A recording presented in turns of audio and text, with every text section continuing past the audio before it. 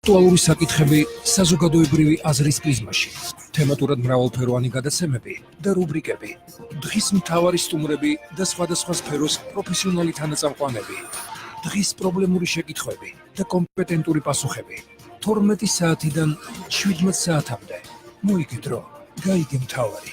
უკვე 17 წელია. ეს არის დღის არხი, რადიო იმედზე.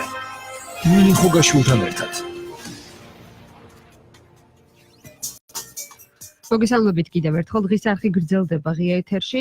NDI საზოგადოებრივი აზრის უახლესი კვლევის შედეგები და პოლიტიკოსთა შეფასებები გამოქვეყნე რა აჩვენა ახალი NDI-ის ბოლო კვლევამ მოვისმინოთ დღეს ჩვენი სტუმრებისგან. შეფასებებს მოვისმენთ უმთავრესად პოლიტიკოსთა მხრიდან. ქართული ოცნებიდან ზაზა ხუციშვილი მიიღებს გადაცემაში მონაწილეობას, ნაციონალური მოძრაობიდან თინათინ ბოკუჩავა, ევროპული საქართველოს ზურა ჭიაბერაშვილი, ხოლო პარლამენტის მაჟორიტარი დეპუტატი დავით ჭიჭინაძე იქნება. ვიდრე შემოგვერთებიან სტუმრები ღია ეთერში. ამიტომ შეგახსენებთ, რომ NDI საზოგადოებრივი აზრის კვლევის უახლესი შედეგები წარადგინა. კვლევის საგანი იყო ქვეყნის განვითარების კურსი, ეროვნული და ადგილობრივი მნიშვნელობის საკითხები, გარემოს დაცვა, საგარეო პოლიტიკა, განათლება, კრიმინალი და მედიასთან დაკავშირებული საკითხები. კვლევის საველე სამუშაო საქართველოს მასშტაბით ჩატარდა. საერთო ჯამში გამოიკითხა 2200-ზე მეტი ადამიანი. კვლევის ნაწილის პირველი ნაწილის პრეზენტაცია სწორედ დღეს მოხდა. პოლიტიკური ნაწილის შედეგები ჩვენთვის ცნობილი გახდება 30 იანვარს. ზაზა ხუციშვილი ქართული ოცნების წარმომადგენელი გვერდდება ღია ეთერში. მოგესალმებით ბატონო ზაზა, მადლობა რომ იღებთ გადაცემაში მონაწილეობას. მოგესალმებით, დიდი მადლობა ჩართვისთვის, მივესალმები რადიო მსმენელს. რამდენად გქონდათ შესაძლებლობა გაცნობობდით NDI-ის კვლევებს და როგორ აფასებთ მას, რა არის საერთო ჯამში სურათი, რომელიც NDI-მ გვიჩვენა დღეს ჩვენ ამ კვლევების საფუძველზე? კი ბატონო, ნაწილობრივ გავეცანი, უფრო სიღრმისეულად გავეცნობი. მინდა გითხრათ, რომ პირველ რიგში ამერიკის შეერთებული შტატები არის ჩვენი სტრატეგიული მთავარი სტრატეგიული პარტნიორი და ჩვენ ამ ქვეყნის ინსტიტუტებს რა თქმა უნდა პატივს ვცემთ. ასევე მინდა გითხრათ, რომ საინტერესოა ყოველთვის გამოქვეყნებული შედეგები სოციალური კვლევების, თუმცა ის უნდა აღინიშნოს, რომ გამომდინარე იქიდან, რომ ჩემი აზრით საველე სამუშაოში არის ხოლმე გარკვეული გაუგებრობები, ყველა შედეგი საბოლოო ჯამში რეალობას არის შემთხვევები, როდესაც უფრო მეტად ასახავს, არის ნაკლებად. მაგალითად, შემიძლია მოგიყვანოთ მაგალითები, რომ 2011-12 წლებში ყველაზე მეტი პროცენტი თვლიდა, რომ ქვეყანა სწორი მიმართულებით ვითარდება და მაშინ გახსოვთ, რომ საქართველოს მოსახლეობამ ხელისუფლება შეცვალა. ანუ განწყობა და შედეგი პრაქტიკულად იყო სხვადასხვა. იყო ცალკეული პოლიტიკოსების რეიტინგები, მაგალითად იგივე 2012 წელს ქართული ოცნების და პატრონების წინაშე და მაშინაც შედეგი არჩევნებზე სულ სხვა დაიდო.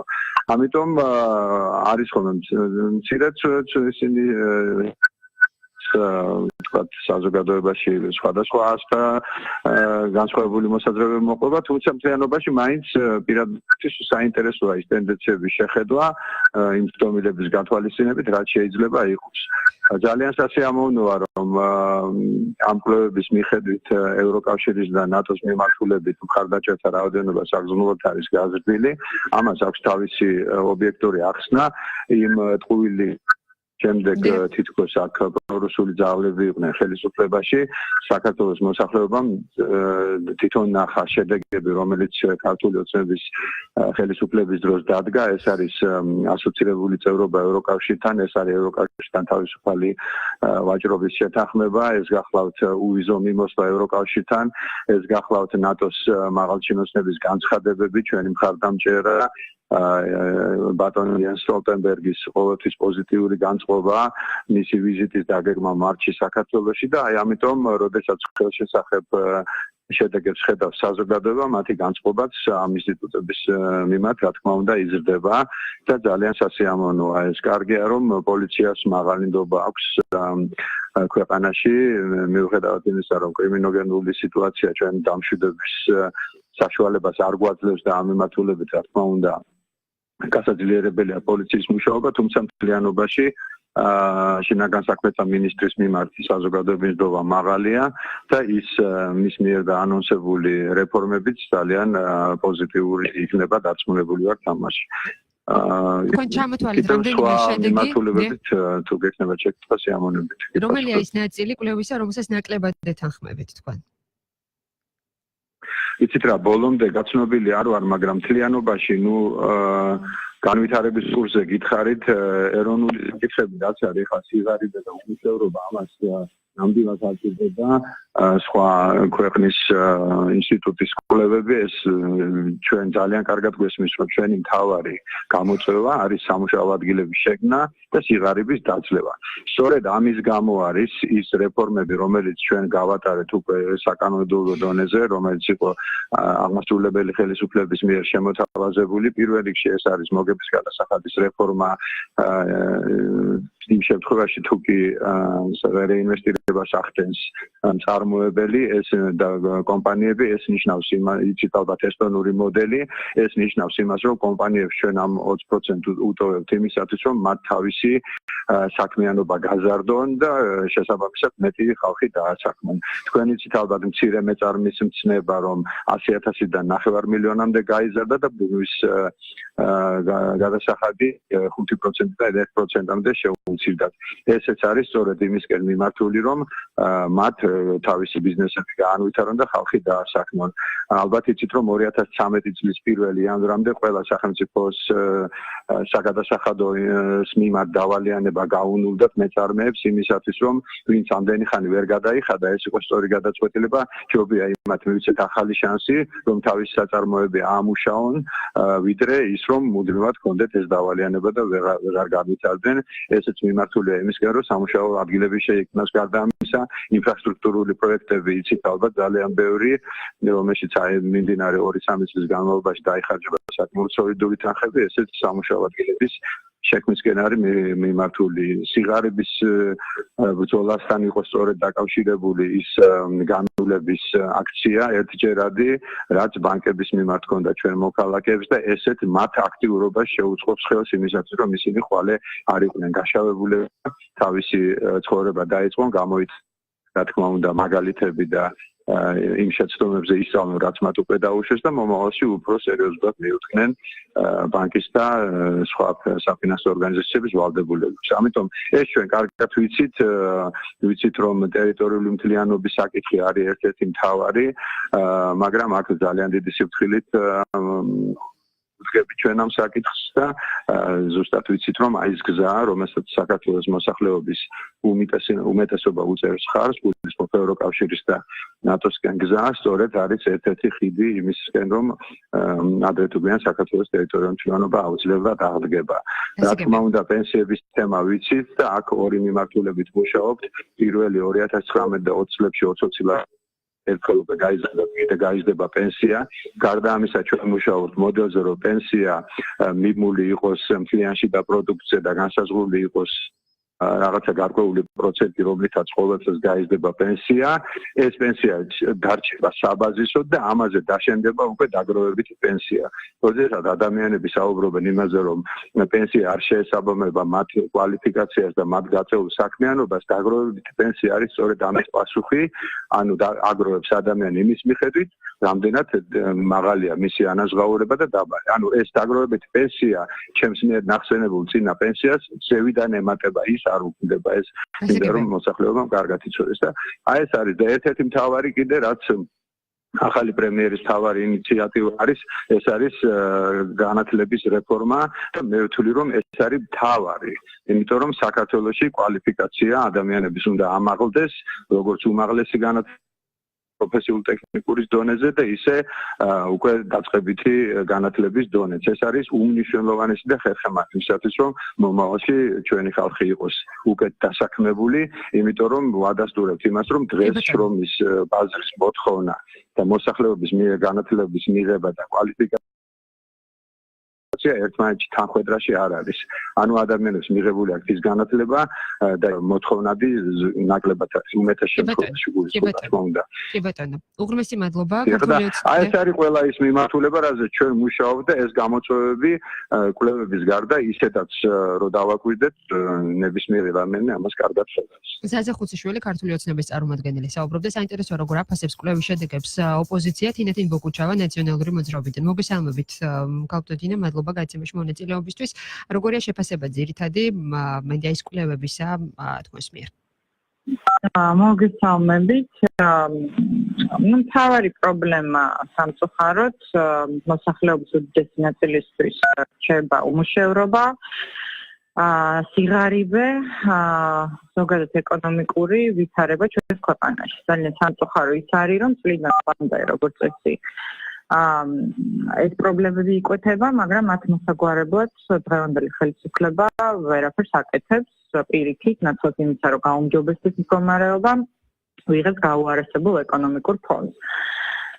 ერთი მოცემულობა, რაც ჩემთვის პირადად ნამდვილად იმედით მომცემია და ნამდვილად დადებითად შემიძლია შევაფასო, არის ის, რომ ჩვენი მოსახლეობის აბსოლუტური უმრავლესობა არის პროდასავლურად განწყობილი, პროევროპულად განწყობილი, ალბათ ნახეთ ისიც, რომ გაზრდილიც კია მხარდაჭერა ნატოსა და ევროკავშირში გაწევრიანებისთვის, ეს მართლაც უმნიშვნელოვანი მონოპოლარია ჩვენი ქვეყნისთვის, რომ ჩვენი მოსახლეობის აბსოლუტური უმრავლესობა არის ძალიან პრინციპულად ჩამოყალიბებული ჩვენი ქვეყნის საერთაშორისო ვექტორზე და ძალიან სწორად ხედავს, რომ ჩვენი ქვეყნის ერთადერთი სწორი გზა და ჩვენი მოქალაქეებისთვის ცხოვრების გაუმჯობესების ერთადერთი გზა არის სწორედ ის, რომ ჩვენ გავხდეთ ევროპული ჭიაღის სრულფასოვანი წევრი და გავხდეთ ჩრდილოატლანტიკური ორგანიზაციის წევრი იმისთვის, რომ კონდეს უსაფრთხოება და ჩვენმა ქვეყანამ შეძლოს ნორმალური განვითარება, მათ შორის ეკონომიკური. ასე რომ ეს მზარდი მაჩვენებელი ნამდვილად ძალიან პოზიტიურია, თუმცა პრობლემა მდგომარეობს იმაში, რომ ჩემი ღმერთმენი დღეს ყავს ხელისუფლება, რომელიც სწორედ ამ არჩევანს დააყენებს კითხვის ნიშნის ქვეშ გრძელვადიანად. იმიტომ რომ უკვე არსებობს ამ სიგნალები, მაგალითად, როდესაც საფრანგეთის ელჩის მხრიდან პირდაპირ ვისმენთ იმას, რომ შესაძლებელია საქართველოს ერთ-ერთი ყველაზე დიდი მონოპოლარი, რაც მივიღებთ ევროკავშირისკენ სწრაფვის გზაზე, uvizო მიმოსვლა დადგეს კითხვის ნიშნის ქვეშ. რატომ? იმიტომ რომ ძალიან დიდი რაოდენობა საქართველოს მოსახლეობის და ითხოვს თავშესაფარს ყოველწლიურად კონკრეტულად ამ ევროპის ქვეყანაში და რატო ეს ისე უკავშირდება იმას, რითიც დავიწყეთ და ეს არის ძალიან მძიმე ეკონომიკური ფონი, რომელსაც ცდილობენ ადამიანები რომ გაექცენ, განსაკუთრებით ახალგაზრდები. უღრმესი მადლობა გაიცემაში მონაწილეობისთვის.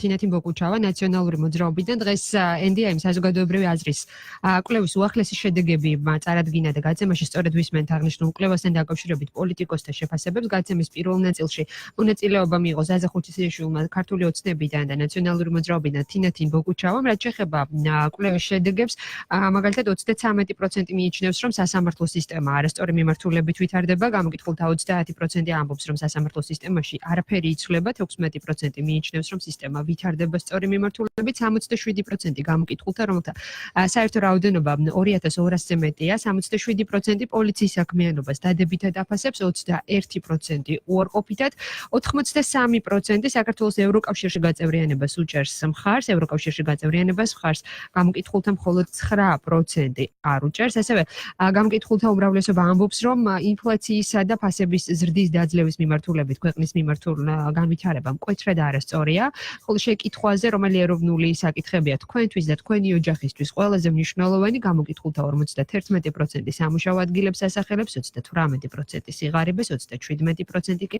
ფასების ზრდასა და ინფლაციას. თემაზე საუბარს მოკლეს არეკლამო ჭრის შემდეგ განვაგრძობთ. მადლობა ყურადღებისთვის. რეკლამის დრო რადიო იმედზე. სპეციალური აქცია სვის კაპიტალის ავტოსესხზე. თუ გყავთ მსუბუქი, სამარშრუტო ან სატვირთო ავტომობილი, მიიღეთ 100,000 ლარამდე თანხა ნებისმიერი მიზნობრიობით. რაც მთავარია, ავტომობილი რჩება თქვენ სახელზე. ეწვიეთ უახლოეს ფილიალს დღესვე, ან დაგვირეკეთ და გაიგეთ სვის კაპიტალის აქციის შესახებ უფრო მეტი ნომერზე 032 2 300 300. მხოლოდ კრისტალბეთის მომხმარებლებისთვის. აი, ზერო ბარათი უფასოდ და საკომისიოს გარეშე გაანახდე მოგება ყველაზე მეტი ბანკომატიდან მთელი საქართველოს მასშტაბით. ზერო. უხილავი ბარათი შენი გართობისთვის.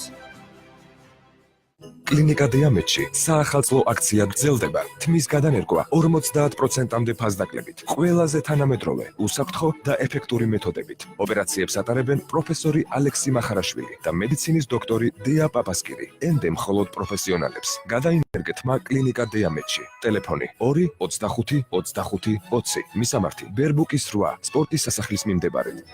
გულის ფრიალი, პულსის აჩქარება, სტრესი და ნევროზი, ტკივილი გულმკერდის არეში. მიიღეთ კორვალჯი, ტრადიციული კორვალული ტაბლეტების ფორმით. კორვალჯი, თქვენი გულის სიმშვიდე. გამოყენებისას გაეცადეთ ინსტრუქციას, გვერდითი მოვლენების შესახებ დეტალური ინფორმაციის მისაღებად მიმართეთ ექიმს.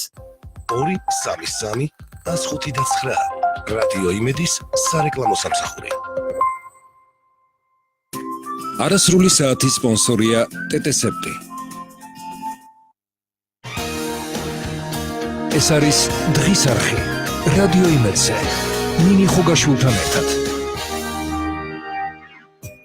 მოგესალმებით კიდევ ერთხელ ღიეთერში გრძელდება დღის არხი ნინი ხუგაშვილთან ერთად. მე შეგახსენებთ რომ სწორედ დღეს გამოქვეყნდა NDI საზოგადოებრივი აზრის კვლევის უახლესი შედეგები. ნაწილი გახდა დღეს ცნობილი, პოლიტიკური ნაწილი შედეგები 30 იანვრისთვის გახდება საზოგადოებისთვის ცნობილი. მე შეგახსენებთ რომ საკითხები რომლის ირგვლივად ჩატარდა კვლევა და რომელი თემების ირგვლივად სწორედ დღეს გაიმართა პრეზენტაცია ეხება ქვეყნის განვითარების საგარეო კურსს, ეროვნული და ადგილობრივი მნიშვნელობის საკითხები, გარემოს დაცვა, საგარეო პოლიტიკა, განათლება, კრიმინალი, მედიასთან დაკავშირებული საკითხები. ზურა ჭიაბერაშვილი ევროპული საქართველოსდან გვერდდება. მოგესალმებით ბატონო ზურა, მადლობა რომ იღებთ გადაცემაში მონაწილეობას. როგორია თქვენი შეფასება კვლევის შედეგებისა, რა აჩვენა ამ შედეგებმა, რომელიც დღეს წარადგინა NDI? მოგესალმებით, მივესალმებით თქვენს მსმენელს. კვლევის შედეგები ასახავს იმ მდგომარეობას, რაც ქვეყანაში გვაქვს. და გამოკითხვამდეც ვიცოდით და ქუჩაში რო გავიდეს ნებისმიერი ადამიანი გვეტყვის ამას, რომ სამუშაო ადგილზე ფასების ზრდა, სიღარიბე, ეს არის ის მთავარი საკითხები, რაც ჩვენს მოქალაქეებს აწუხებს იმ ეკონომიკურ მდგომარეობაში, რაშიც ქვეყანა იმყოფება და ბუნებრივია მათი აღქმა ქვეყანას სწორად ვითარდება თუ არა ამ თვალსაზრისით განისაზღვრება დიდწილად, ანუ ადამიანები ხედავენ რომ მათი შემოსავალი არ იზრდება საკმარისად, სამაგეროდ იზრდება ფასები და შესაბამისად თითოეული ოჯახის ხარჯი და ეს წარმოშობს იმ განცდას, რომ ქვეყანა არასწორი მიმართულებით ვითარდება, თუმცა არის გარდა უშუალოდ ეს მატერიალური მხარისა, არის სხვა საკითხები, რაც განაპირობებს ამ განცდის გაღრმავებას და თქვენ ახსენეთ ერთ-ერთი მაგალითად კრიმინალი, სადაც საკმაოდ მაღლა არის პროცენტი იმ ადამიანებისა, ვინც შეშფოთებულია ქვეყანაში კრიმინალური მდგომარეობით. ბატონ ზურა, საინტერესოა თქვენი მოსაზრება, რა უნდა გაკეთდეს იმისთვის, რომ შეიცვალოს მოსახლეობის განწყობა და შეიცვალოს ვითარება, რომელსაც აღიქვამს მოსახლეობას სწორედ ამგვარად, რომლის შედეგებიც დღეს წარმოადგენს. თქვენ საუბრობთ შედეგებზე, თუმცა საინტერესოა მიზეზები, რომელიც განაპირობებს ამ შედეგს, ხო? შემდეგში რა უნდა შეიცვალოს ამ კუთხით? ესე იგი, ყველაფრის წყარო არის შემოსავლების ზრდა, თითოეული ოჯახის კეთილდღეობის ზრდა და ამას ჭირდება მაღალი ეკონომიკური ზრდა. იმიტომ რომ როდესაც სიღარიბე იზრდება, ეს არა მარტო მატერიალურად აწუხებს ადამიანებს, არამედ ეს ქმნის მოყერნიადაქს იმისათვის, რომ ვიღაცას გაუჩნდეს სხვისი გაქურდვის ან დაყაჩაღების და წართმევის სურვილი. ამიტომ კრიმინალის მატება დაკავშირებულია არა მარტო ამ ქვეყნის მთავრობის არაეფექტურობასთან და მათ შორის კავშირთან კრიმინალთან ზოგადად, ხო? პოლიტიკური ალიანსი არსებობს ხელისუფლებისა კრიმინალთან. არამედ ამის შედეგი სიღარიბეც ერთ-ერთი ძირითადი ფაქტორია. თუმცა ეს სიღარიბის გაღრმავება თქვენ კარგად მოგეხსენებათ, ისევ უკავშირდება მთავრობის არასწორ პოლიტიკას. ამიტომ მთავარი და ამოსავალი არის მაღალი ეკონომიკური ზრდა. მაღალი ეკონომიკური ზრდის პირობებში ოჯახებსაც მეტი შემოსავალი უჩნდებათ, ფასებიც სტაბილურდება, სამუშაო ადგილებიც იქნება და შესაბამისად სხვა უარყოფითი ფაქტორებიც მცირდება. აი მაგალითად კრიმინალზე რომ საუბრობთ, ან ასე ამავდროულად მაღალი ეკონომიკური ზრდა გვაქვს და სახელმწიფო შემოსავლებიც იზრდება, მეტი ფული აქვს სახელმწიფოს და მთავრობას რეფორმები განახორციელოს, მაგალითად თავდაცვის მიმართულებით, რაც საჭიროა ნატოსთან დაახლოების კუთხით. რეფორმები განახორციელოს იმ მიმართულებით, რაც საჭიროა ევროკავშირთან უფრო დაახლოების კუთხით. ამიტომ საფუძველთა არის ჩვენი ეკონომიკური მდგომარეობა, ქვეყნისაც, თითოეული ოჯახისასაც და შესაბამისად აქ მთავრობის პოლიტიკა, რომელიც შემართულია გადასახადების გაზრდის და რეგულაციების გაზრდისკენ, ყველაზე მეტად ნებს ეკონომიკურ ზრდას და შესაბამისად თითოეული ოჯახის შემოსავალს. გასაგებია, უღრმესი მადლობა. ევროპული საქართველოს წარმომადგენელი ზურა ჭიაბერაშვილი იღებდა გადაცემაში მონაწილეობას, ვიდრე შემოგვიერთდება პარლამენტის მაჟორიტარი დეპუტატი დავით ჭიჭინაძე, მანამდე გაგაცნობთ კვლევის კიდევ ერთ შედეგს, რომლის მიხედვითაც საინტერესოა რა მიაჩნიათ საქართველოში ყველაზე მნიშვნელოვნად კარგი სამსახურის საპოვნელად. ნაცნობობას აღნიშნავს 37%, პროფესიონალიზმი, სამუშაო გამოცდილება 23%, უცხოეთში მიღებული გამოცდილება 9%, მოსახლეობის 8% ფიქრობს, რომ საქართველოში კარგი სამსახურის საპოვნელად 8 ნიჭი არის საკმარისი, შრომის მოყვარეობას 7% აძლევს ხმას, გამართლებას 6%, საქართველოში მიღებული განათლება არის წინაპირობა კარგი სამსახურის საპოვნელად თვლის 5%, საჭირო ხალხის პატივისცემა 3% და ინდიკატორი თქვათ, რაც მიაჩნიათ ყველაზე მნიშვნელოვნად საქართველოში კარგი სამსახურის საპოვნელად, გამოკითხული მოსახლეობის 1%-ისთვის არ არის ცნობილი. NDI-ის უახლესი კვლევის მიხედვით საქართველოს მოსახლეობისთვის ყველაზე მნიშვნელოვანი 6 საკითხი 2009 წლის შემდეგ არ შეცვლილა, მათ შორის არის სამუშაო ადგილები, სიღარიბე, ფასების ზრდა და ინფლაცია, ტერიტორიული მთლიანობა, პენსიები და ხელფასები, თუმცა როგორც ოპოზიციის წარმომადგენელი თინათინ ბოკუჩავა საუბრობდა, რამდენიმე მნიშვნელოვანი ცვლილებაა დადებითი კუთხით შეფასებული, მაგალითად პოლიციის საქმიანობა 67% აფასებს დადებითად, თუმცა ამავდროულად მოსახლეობის გარკვეული ნაწილი ფიქრობს, რომ კრიმინოგენული ვითარება არის გამწვავებული უფრო მეტად, 83% საქართველოს ევროკავშირში გაწევრიანებას უჭერს. ინტერესოა ამ თემაზე რას ფიქრობს დავით ჭიჭინაძე. მოგესალმებით ბატონო დავით, მადლობა გადაცემაში მონაწილეობისთვის. ჩვენ გქონდა შესაძლებლობა გავცნობოდით NDI-ის კვლევის შედეგებს, პირველ ნაწილს, რომელიც სწორედ დღეს წარმოადგინეს, რა არის თქვენთვის ყველაზე ყურაცაღები ამ კვლევიდან, ასე ვთქვათ? მე სიმართლე გითხრათ, არ მქონდა საშუალება ბოლომდე გავცნობ, უბრალოდ ეს მოკლე ისინი მესიჯები რაც მოდიოდა, მაგის მიხედვით თუ ვიმსჯელებთ, პრინციპში ეს იმაზე მეტყველებს, რომ ზოგადად ქვეყანაში ის გამოწვევები, რომელიც არსებობდა ბოლო პერიოდის განმავლობაში, ისევ რჩება აქტუალური და მე ვფიქრობ, ეს არის ყველაზე დამაფიქრებელი, იმიტომ რომ მთელი მსოფლიო პრინციპში ბოლო პერიოდში მეტნაკლებად ეკონომიკურ ზრდას აფიქსირებს, ჩვენ ციფრებში ეკონომიკურად ვიზრდებით, მაგრამ მოსახლეობისთვის ეს ზრდა არ არის, ესე რომ ვთქვათ, მათ კეთილდღეობაზე ასახული და შესაბამისად აქედან გამომდინარე, მე ვფიქრობ, რომ ეს გამოწვევა საკმაოდ მძაფრი ხდება, იმიტომ რომ ციფრები თუ არ გეუბნებიან, რომ სიმართლეს თუ რომ მოსახლეობის ეკონომიკური მდგომარეობა გაუმჯობესდა, მაშინ ალბათ სხვა მეთოდია შესამუშავებელი, რომ ჩვენ რეალური სურათი მივიღოთ და არა ის, რომლითაც დღეს ჩვენ ვთვლით ჩვენს ეკონომიკურ ზრდას. თქვენთვის კვლევის შედეგები ეჭქვეშ დგას, ეთანხმებით თუ გარკვეული ტიპის კითხვის ნიშნები გაქვთ კვლევის შედეგებთან მიმართებით შეგაცემის? ჩვენ ესე რომ გითხრათ, რომ რამე სიწვევს ახლა ის, რომ ჩვენს მოსახლეობას უჭირთ ამას კვლევაც არ ჭირდება, გაიარეთ ქუჩაში და დაინახავთ. ის რომ ტერიტორიული მთლიანობა სერიოზული პრობლემაა და სერიოზული გამოწვევაა ჩვენი ქვეყნისთვის და ითიდღე, იმიტომ რომ ხდება ჩვენი ტერიტორიები რეალურია. აქედან გამომდინარე, მე ვფიქრობ, რომ ამ კვლევებში რაც არის ასახული ზოგადად ყოველთვის, ეს პრაქტიკულად ასახავს მოსახლეობის განწყობას. ბატონ დავით, რამდენად არის გადადგმული ამ კვლევის შედეგების აპრეცენტ გადაცემის პირველ ნაწილში ზაზა ხუციშვილის ნაციონალური ქართული ოცნებიდან უკაცრავად იღებდა მონაწილეობას, რომელსაც აღნიშნა, რომ მათთვის ეს შედეგები არის ცნობილი და რჩება გამოწვევა და მუშაობენ, თუმცა საინტერესოა თქვენ როგორ აფასებთ მათ მიერ გადადგმულ კონკრეტულ ნაბიჯებს ამა თუ იმ პრობლემის დასაძლევად ხედავთ, რა ნაბიჯები იდგმება და რამდენად ადეკვატურია იმისთვის, რომ შედეგი შეიცვალოს?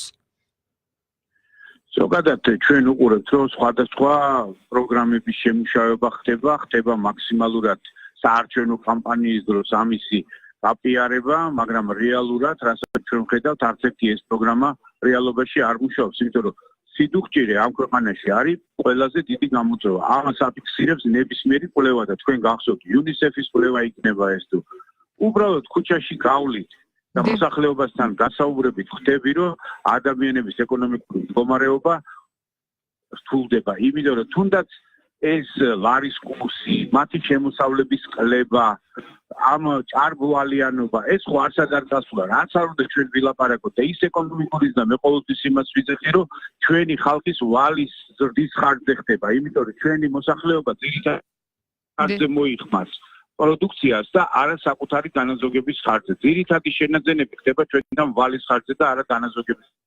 ეს არის საკმაოდ სერიოზული გამოწვევა და სერიოზული პრობლემა ამ ეკონომიკის ზოგადად. კი ბატონო, უღრმესი მადლობა. დამოუკიდებელი დეპუტატი, მაჟორიტარი პარლამენტისა დავით ჭიჭინაძე იღებდა გადაცემაში მონაწილეობას. კიდევ რამდენიმე საკითხს გაგაცნობთ, რომელიც ამოვიდა კვლევის შედეგებიდან. კვლევის მიხედვით მოსახლეობის უმეტესობისთვის ინფრასტრუქტურასთან და კეთილმოწყობასთან დაკავშირებული სამი ყველაზე მნიშვნელოვანი საკითხი აქზეა. 35% ფიქრობს ასე, გარემოს დაბინძურება 22%, კომუნალური გადასახადებიც 22%-ისთვის არის მთავარი პრობლემა. აღალი მაჩვენებელი აქვს წყლით მომარაგებას 18%, კანალიზაციას 14%. საერთოდ ჯამში ჩვენ დღეს ვისაუბრეთ გამოცდების ეროვნული ცენტრის ხელმძღვანელთან სოფო გორგოძესთან, რომელმაც აღნიშნა კვლევის შედეგი, რომელიც სწორედ დღეს დილით გამოქვეყნდა და ასევე ვისაუბრეთ იმ ცვლილებებზე, რომელიც ეროვნული გამოცდების თვალსაზრისით არის დაგეგმილი, როგორც სკოლებში, ასევე მისაღები გამოცდების სახით უნივერსიტეტებში. თუმცა ამ თემასთან დაკავშირებით მოსახლეობა ფიქრობს, რომ 73% ფიქრობს, რომ ეროვნული გამოცდების ჩასაბარებლად რეპეტიტორები არის საჭირო. მოსახლეობის ნახევარი მიიჩნევს, რომ მთავრობა მოქალაქეებისთვის ხარისხიანი განათლების მიწოდებას კარგად ართმევს. თავს საინტერესოა, რომ ამ კუთხით ყველაზე მეტ კმაყოფილება სოფლის ტიპის დასახლებებში გამოხატავენ და ასეთი მაჩვენებელი საერთო გამოკითხულებისა 58%-ია. აქვე შეგახსენებთ, რომ დღის არხის დაწყებისას, როდესაც საუბრობდით 5 ყველაზე მთავარ ხარჯზე, ასე ვთქვათ, რომელსაც გასწევს საოჯახო მეურნეობების სახით ქართული მოსახლეობა, აღმოჩნდა, რომ განათლებაში მხოლოდ 5% იხარჯება საერთო ბიუჯეტის და შესაბამისად ალბათ შეიძლება ვიპოვოთ გარკვეული ტიპის ბმა და ლოგიკური კავშირიც ამ შედეგებს შორის. ასევე როგორც უკვე მოგახსენეთ, მედიის მიმართ განწყობებით წარმოაჩინა საზოგადოების წინაშე NDI-ის ამ კვლევამ, რომლის მიხედვითაც 66% უყურებს ტელეიმედს, 61 რუსთავიორს, TV პირველს 39%, საზოგადოებრივ მაუწყებელს 34%, მაესტროს 22, ობიექტივს 22, კავკასიაში 17, ასევე 17%-იანი მაჩვენებელი აქვს აჭარის ტელევიზიისა და პალიტრა TV-ის მონაცემებს, 5% ამბობს, რომ სრულად ენდობა ტელეიმედის ინფორმაციას. რაც შეეხება აქვე ტელეკომპანია იმედს, გამოკითხულთა 10% ფიქრობს, რომ არასოდეს ავრცელებს დეზინფორმაციას, 26%-მა თავი შეიკავა პასუხის გაცემისგან. ეს იყო კვლევის შედეგები, რომელიც დღეს გამოქვეყნდა. პირველი ნაწილისა, პოლიტიკური ნაწილი ამ კვლევებისა უკვე გამოქვეყნდება 30-იანვარს და ბუნებრივია ამ შედეგებზეც ვისაუბრებთ ჩვენ დღეს. გადაცემაში მონაწილეობას იღებდა ქართული ოცნებიდან ზაზა ხუციშვილი, ნაციონალური მოძრაობიდან თინათინ ბოკუჩავა, ევროპული საქართველოს წარმომადგენელი ზურა ჭიაბერაშვილი და პარლამენტის მაჟორიტარი დეპუტატი დავით ჭიჭინაძე. დღის არხი ამით დასრულებულია. სტუდიაში მუშაობდი ნინი ხუგაშვილი. მადლობას მოგახსენებთ ყურადღებისთვის და წარმატებულ საღამოს გისურვებთ. რაც შეეხება ეთერს, მას უკვე დიტო მარინაშვილი განაგრძობს სპორტული სიახლეებით.